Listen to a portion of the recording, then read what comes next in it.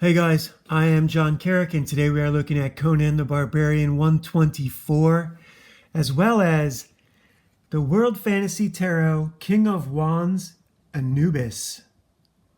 This deck has all the pop culture demigods, the pantheon, the modern pantheon is what I would call it. Although you'd have to mix in characters like Conan, Superman, Batman, and these days, everyone's pantheon is a little different. Your personal pantheon used to reflect the area where you grew up and the gods that different travelers had brought to your lands and told you about, or where you had traveled and what you had experienced. Now we have everything all the time, all at once, like that movie with Michelle Yeoh that I haven't watched yet. It's supposed to be awesome. I tried to watch it once. I don't think, as they say, I don't think it was made for me. I'm okay with that. Comic books are up to 50 cents now. Issue 124, Conan the Barbarian. This has got to be 1980, I think. Also, written by, this is hard to read from here. I think it says DeMatteis. So Roy Thomas is probably working on Conan the King, given that those are double-sized issues. And here we have Conan in prison. When I was reading these first few, I had 4 tropes that were in every Conan book. 1, he threw his sword. There was always a flashback. He always went to jail, and he always got a girl. Now, the flashback is just a comic book trope in general. It's an easy storytelling ability when you're compressed for time. The way a flashback looks in a play is you have a couple characters standing on stage talking about an event that took place previously. Here it's just, instead of just talking about it, you actually get an image too. In this one, Conan does everything except throw his sword. This evil princess, don't remember her name, Ilyana is her name. It's spelled very strange. It's not spelled with Illyana. It's spelled Elyayana. It's still Ilyana. She has all sorts of technology at her disposal to keep people and these little creatures. The little creatures aren't really addressed, so I don't know who they are, where they came from. They don't get talked about. It's called the Eternity War. Now, obviously, we missed a couple of episodes. We missed the issue where Conan got captured, but they do explain everything in short order. And she, of course, is taunting him. The dialogue is a little trite, I could say. It's a little on the nose, but it should be, How carried away do you want to get with subtext in a comic book like this? What I don't like is repeated words. That's a big no-no. I try to avoid that in my published work in subsequent paragraphs, although I have been guilty of it on more than one occasion. Usually it happens in the editing. You move a line around and then you get 2 words that butt up against each other in the same paragraph. Anyhow, Conan explains. So at first you think Conan's on his own, but then you realize there's other prisoners, and they explain that these mists sap their strength. Now that was something I want to talk about. Have you guys heard of Borrachero salvatrucha scopolamine? So scopolamine is a seasickness drug, but that's in very low doses and it's taken orally.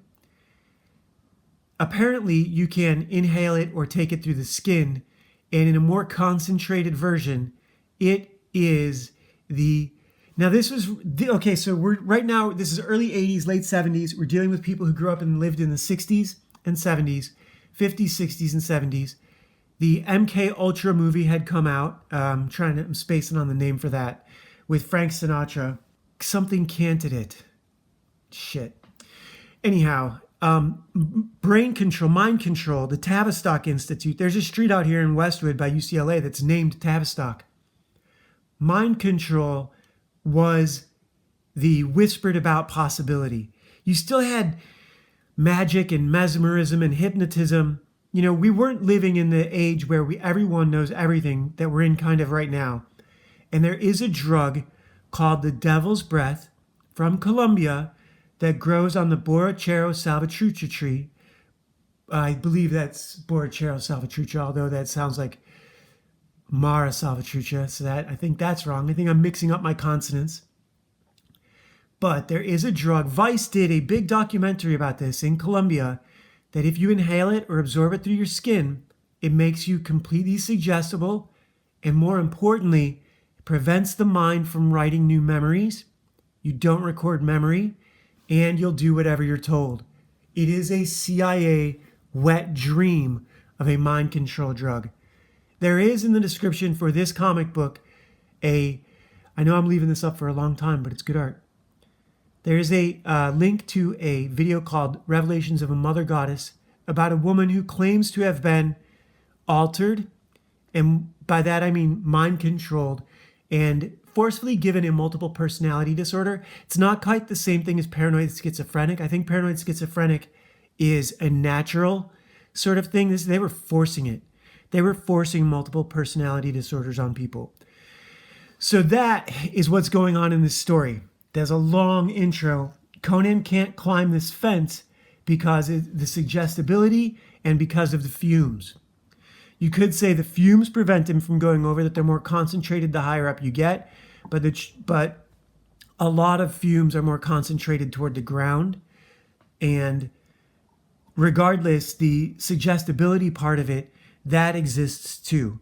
So this is sort of a conglomeration of magics that kind of exist in the real world. Conan's frustrated, takes a nap. This big guy was one of his friends. We're getting a flashback. His name is, I'm going to pick this up because it's important later. This big guy, his name is Atreya, and he's been in everything since issue 112, maybe. That's a year. We haven't, whoever collected these Conan books took a year off. 112 to 124. They didn't buy any. And Atreya has been Conan's friend for a while, and all of this, there's this other guy, Murillo. They've been split up. They were called the Crimson Brotherhood. And, there's also two other guys here, Dukenrick and John Wally. So this is Conan's little band of brothers right here. And they stumbled into an area, they found like the outskirts of this land where people had been whipped and whatever. I'm going to pick that up again and read it really quick. Here's what's going on. Okay, so Conan and his little gang of amigos agreed to go investigate an area where everyone who'd been sent to check it out either didn't return,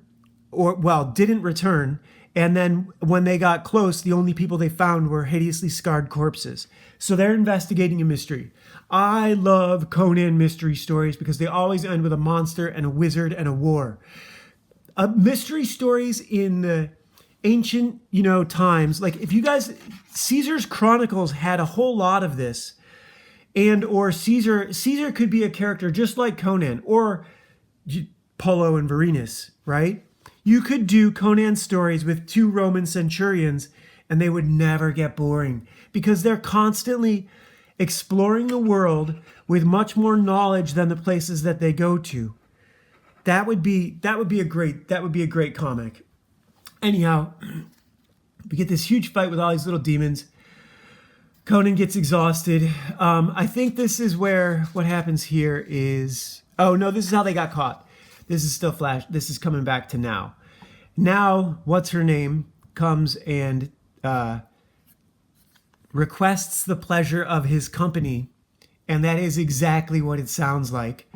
And along the way, this little demon keeps poking Conan with his spear, and Conan hurls him into a stalactite and breaks it. And she's like, oh, I like that in a man. She is very much the flirty, bossy. She is a cardboard cutout cartoon character, no subtext, this is a soap opera. She's, there's no, I know I'm spacing on a word for this too. I've had a bit of a day, and we'll get to that when we get to the next part. I've already been going on a little bit too long for this comic. I don't like her hairline, but whatever. So they're underground. Oh, like that guy's armor. That's pretty cool. And she is showing Conan a good time. And now we get her flashback. So this red, John Buscema usually did the dirty black borders, and I'm guessing that wasn't John Buscema at all. That might have been Ernie Chan doing the dirty border, and that this other guy, who is now the embellisher for this issue, has chosen to do these red borders. And I'm gonna have to pick it up again. Oh, this is cool. I didn't even pay attention to this the first time. Bob McCloud, who did the embellishing, also did the letters. One of the things I've noticed is that the letter, so there's a few panels in this issue where the letters, the narration letters, I almost missed them. They're so at the bottom of the panel. See how this one is floated off the bottom of the panel? John Malin was talking about this recently. And see how this one is floated down from the top of the panel, but then this one's anchored? There are a few, just a couple, and I noticed this, so it's worth talking about. There are a couple narration boxes in this issue that don't float off the bottom and almost get missed in the read. But I should talk about what's happening here. This is her flashback. She's telling how all this happened. She was the princess at a kingdom a long time ago. This guy, Mayella, which looks like Marvella or Mayvella, came. Now, this is the court, but there's only a cheetah and one guard. There should be a lot of people. I mean, this should probably be pulled back a little bit and have a few more characters in the scenes. But he is a wizard, and he came with lots of technology, lots of magic, lots of science for the kingdom. And she was intoxicated with him and became his acolyte and became his apprentice. And of course, they're sleeping together. She is the princess of the kingdom.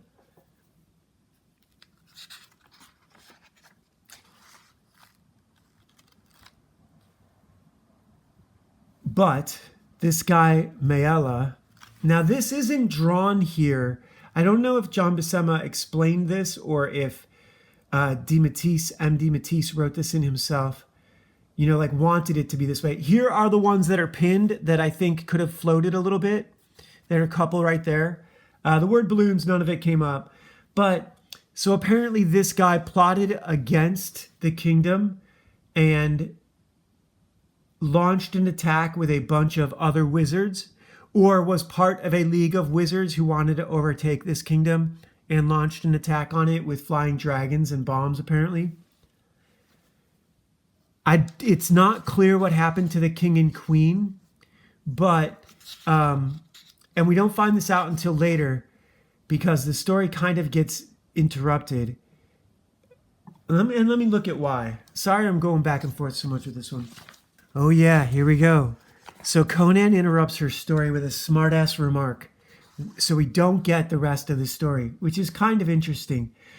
So these are the other wizards who came in destroying everything. This should be pinned up a little higher, and this one probably should have. I've also noticed that they switch back and forth between orange or yellow and blue, a pale blue, for a lot of narration boxes. I've been seeing this for years. Here's some yellow ones.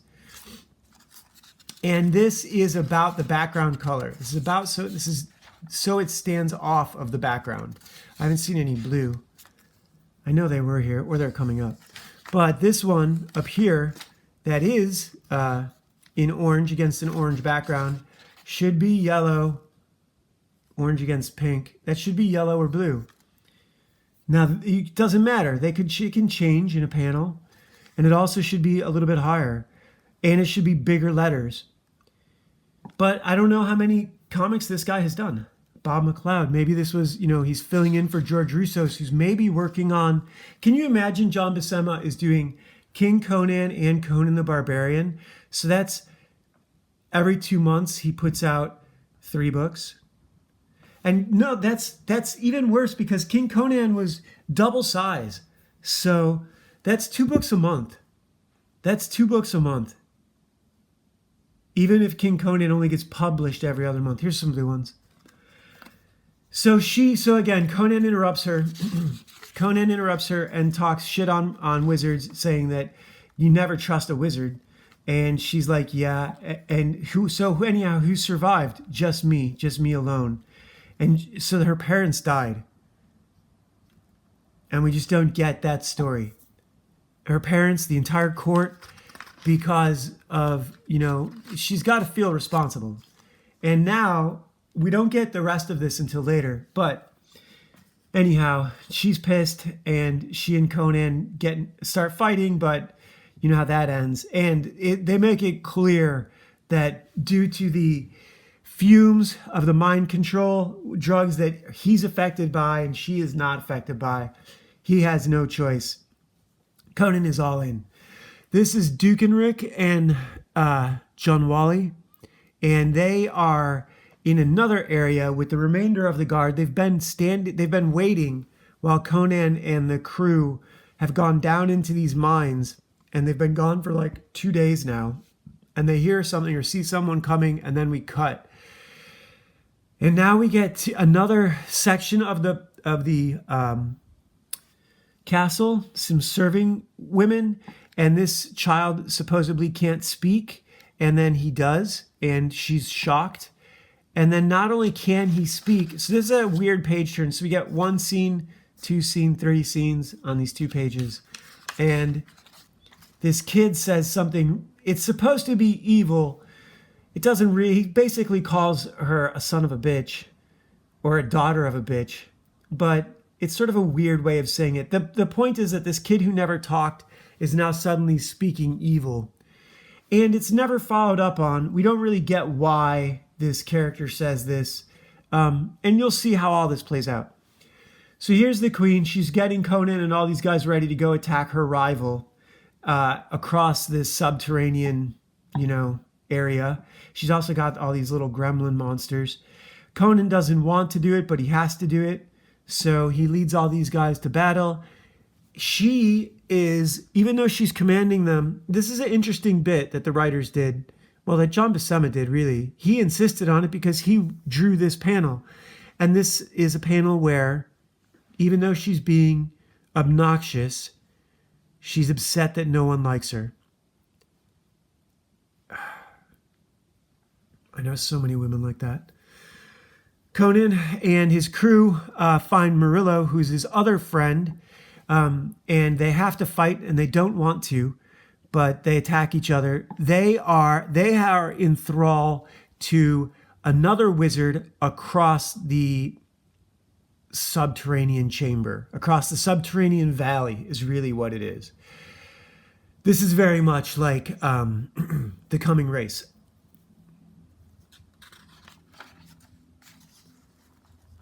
So they have a battle. Lots of guys die.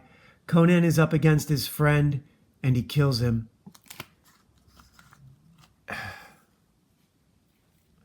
And now they left the evil princess's temple, which is shrouded in mist that you could never see it, and it was just the insides were all cave-like.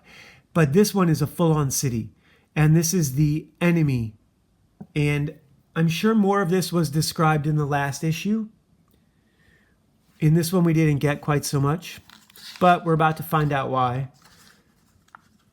That is Mayella, or Marvella. It looks like Marvella. So now Conan's crew has beaten his crew. He has the same sort of mind control over half of Conan's army, and they just fought each other to, Conan just halved his own army that's down here in the subterranean hellhole. Now, this has been going on for a while. All the nearby communities have been losing soldiers and men to these 2 evil wizards, this evil wizard and his acolyte former girlfriend in their little war.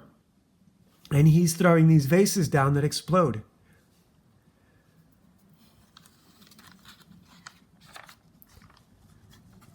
Conan is the only one who can climb, or who, climbing is one of Conan's superpowers. And he does. And this guy throws a vase at him and is going to choke him. But Conan gets up. This guy picks up Conan's sword. This is that bit where, we see the tables turn a couple times in this page, right? Attack, defend, defenseless, and now he's going to get, he might get killed.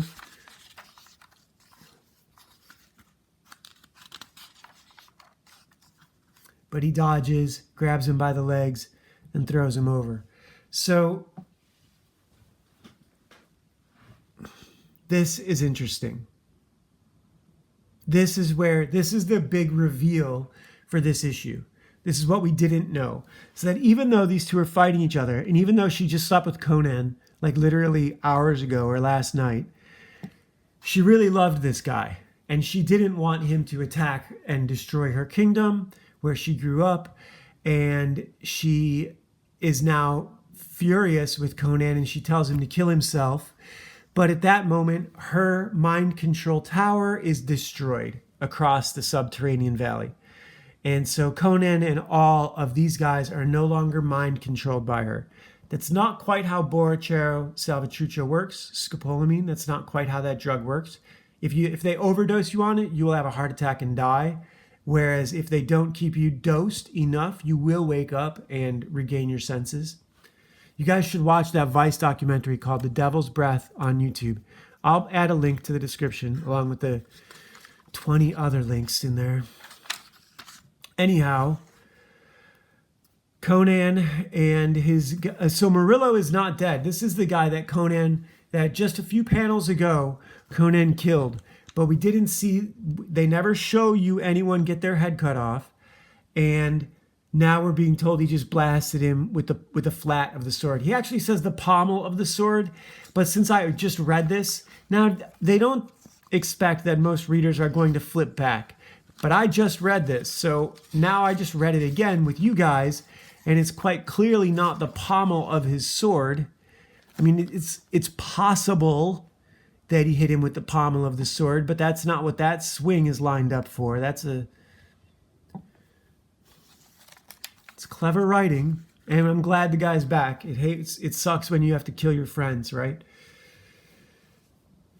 Duke Enric and John Wally, and they have returned, and Atreya, the big guy, is the one who went up and smashed the princess's tower. But it exploded and collapsed, and he died. So Conan didn't kill Murillo, but Atreya did sacrifice himself for everyone else. Sort of like Spock in the movie. And Conan's really busted up about this. Like they were friends. He really liked that guy. And so now he's coming back to the princess, and he told her, like there's one of the panels earlier, he threatened her where when I get out of this, I'm going to separate that pretty head from your neck. And now he's out of it, and he returns to her, and we see that the old guy has become really old, Marvella. She claims to have taken a potion that's reduced her looks, and is, she's doing the Romeo and Juliet bit. But it would have been better to have had it been a consequence of Marvella being dead of their battle. I suppose that maybe it's better that she did it willingly and that they died, I suppose. It doesn't really matter. It is an end of sorts. And it's a pretty good end. I mean, considering the story. Considering that all of this character's opening scenes were cartoony nonsense. Like it was like she was really like a cartoon character. You know what I mean? Like two-dimensional. And then we get a slightest bit of depth here. This is decent writing for a comic book. This someone thought about this, right? Someone put the effort in, not just the artist. Now you could say it was John Buscema did all of it. He might not have had a solid story from M. D. Matisse. Or maybe they talked about it. I don't know. It doesn't matter. This is a good one. Next, The Stunning Secret. It's a Conan comic, so, I suppose I would have done things differently, but it's all about the deadlines, right? They made their deadlines. 278 issues, I think. It's not quite 300, but still. Hey guys, I am John Carrick, author of Legacy of a Mad Scientist and the Legend of Ashley Fox. And I talk about these all the time, but I wrote these because of stuff like this. Stuff like this got me through an especially tough childhood and life. Life has been a struggle for me. I don't know about you guys, but the struggle is fucking real. I'm in it right now. I recently spent some of my rent money repairing the front bumper of my car, which had a chunk taken out of it, like right near the front driver's side. Like the whole driver's side of the bumper was missing. The front was there, but when it turned, make the corner, like below the quarter panel, right? That chunk of bumper. So it looked like I was missing a tooth on my car for over a year. Car got repossessed once a couple Augusts ago. It got towed once. So there's just been like a series of $500 mistakes. I locked my keys in the car once. That was $250. A series of these big mistakes that have fucked me for like a couple years. And I just made another one. I may as well tell the whole story. I got one of those emails from the landlord, get current on your rent by the end of the month or we're going to start eviction procedures. And I got my eye fucking taken care of. So like, I still have to have surgery on this one, but I have health insurance. I had laser surgery on this one, so it doesn't happen. All these little fucking, $500 hits, they suck. So today, yesterday, the last couple days, I got the email Wednesday night, and I've been thinking about what I'm going to do. And I'm going to sell a bunch of stuff on eBay, and I was also going to drive Uber, but the engine light is on in my car. And to get that fixed, I have to replace the catalytic converter, which is going to be like $1,000. And I just got paid and gave the money to rent. If I put the money into the car, I could be driving Uber tomorrow and making $100, $200 a day. As it is, I have to wait to get paid again, which is another 2 weeks. That's 2 weeks of making no money I could be earning right now. So I have to sell whatever I can between now and then spend the next paycheck on fixing the car, and then try and do Uber for 9 days to make up whatever I miss. I am fucked. I don't know if I'm going to be able to do it. I don't know if I can do $200 a day on Uber, have a full-time job, even if it's just for 2 weeks. It would be a lot better to be able to do it for a month. I've got almost a month from this weekend, Sucks. That was a big mistake paying that money to rent. But the struggle is real. Meanwhile, I might also, if I have to start doing this, my schedule on these is going to change. I'm going to have to record them at a different time than I usually do, so they'll probably be posted a little later. Meanwhile, I will try to keep doing this. Anubis, and today's conflicted card, deck 3, is this the Ace of Hearts. What do you think about the way our country deals with rogue nations? Do you think we deal with them correctly or incorrectly? Our country right now is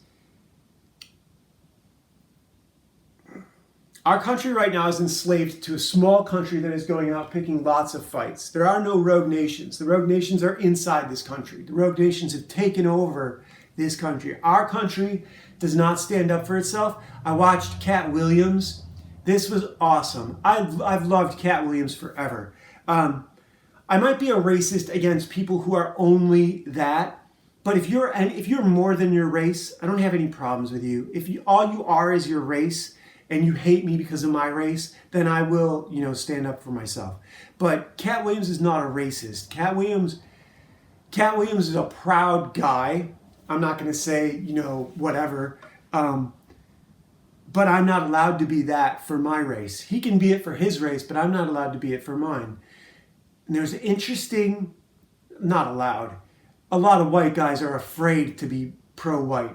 Katt Williams has no problem being black. It's really funny. He was doing a show in Phoenix like 2 days ago. You guys should go watch this clip. And I'll post it in the description. Someone yelled at him, "You're in Mexico, motherfucker." And Katt Williams is like, no, bitch, this is Phoenix. This is America. And if you want to be in Mexico, you can go back. He said, look at what us blacks had to go through to get here. Those white guys are always telling us to go back to Africa. No, motherfucker, we don't want to. So if you can be America more than your race, then we can, yeah, I can be American before I'm a white guy.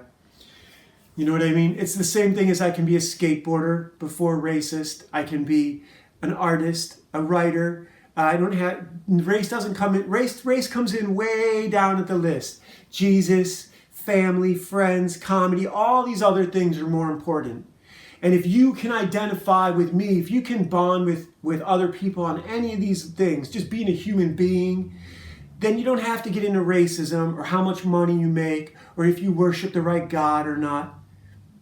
You don't have to do that. That's a choice. That's a choice. That's a choice stupid people make. And bringing that into your work is a really stupid choice.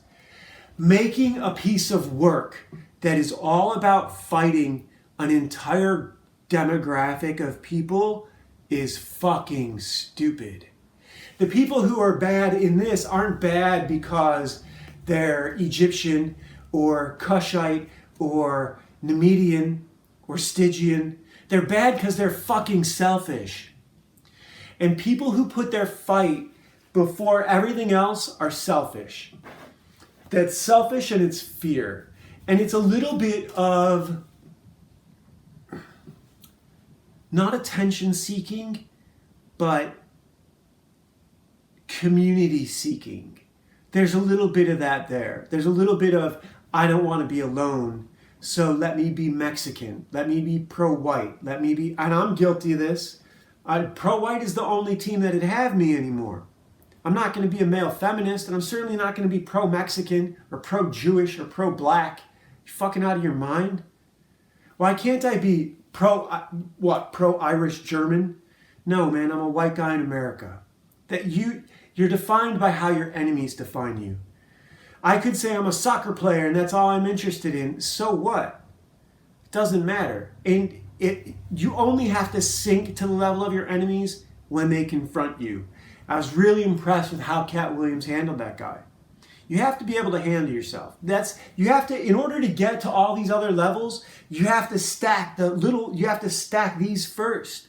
You have to fix this shit. You have to fix yourself. You have to fix how capable you are, whether or not, what you can do, your skills. Do you know, it's hard skills and soft skills, right?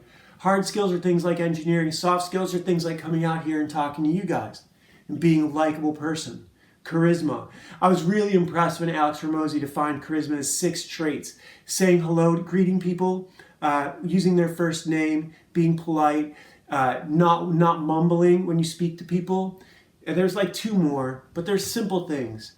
Be direct, be considerate, do unto others as you would have them do unto you. It's all, life is all easy things, but managing it can be a motherfucker. You know, I'm clearly slipping and I need to straighten up my game. The problem is, it's like I just, one of the other things I had to do was return, and I'm really upset about this. I had to return a power sander and a bunch of sanding bands to Home Depot that I just bought, like $250 worth, to work on the rosary blocks because I need that money for rent and a new catalytic converter now. But man, I really want to get those going. It'd be so nice to have something to sell, you know?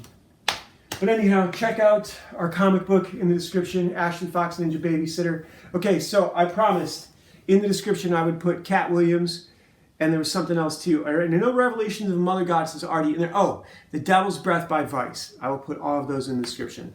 I know there was more shit I wanted to talk about, but this has already taken too long. Totally bared my soul. See you guys tomorrow.